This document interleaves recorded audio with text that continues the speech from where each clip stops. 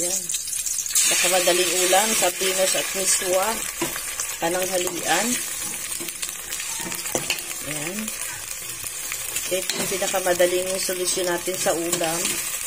Talagang walang kupas, ang sarap. Sardinas miswa. Yan. Lagyan natin ng tubig. Pakuluin. At ilagay ang miswa. Ayan. Walang kupas, ang sarap na sardinas at miswa. Ayan. Paborito ko yan. Paborito ko yan. Promise. Masarap yan. Isang sardinas, dalawang miswa. Meron ka ng napakasarap na ulam. Diba? Hintayin natin kumulo yan. Anugan natin ng sayang yung lasa nung ano. Sayang yung lasa. Yan. May katas-katas pa yan. Balikan natin siya pagka nakulo na.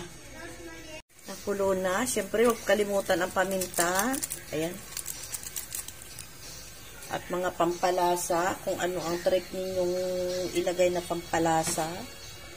Ayan, pero hindi na ako nagbitchin at yung ating miswa ay may malasa yan.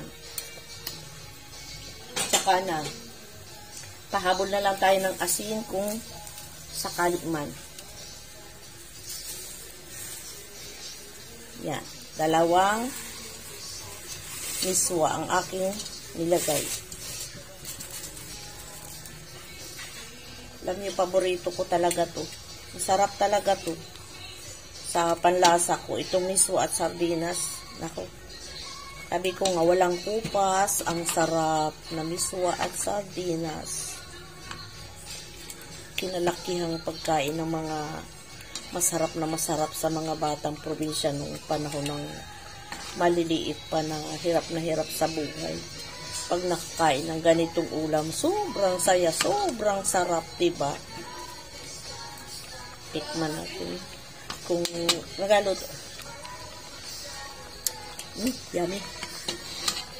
Sarap. Yun, sarap. Diba?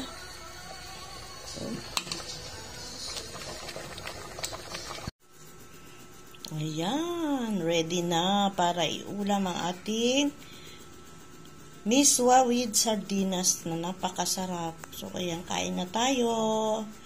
Maraming salamat sa patuloy na pagsuporta sa channel ni Malu Ariola. Thank you. God bless everyone. Kain na na.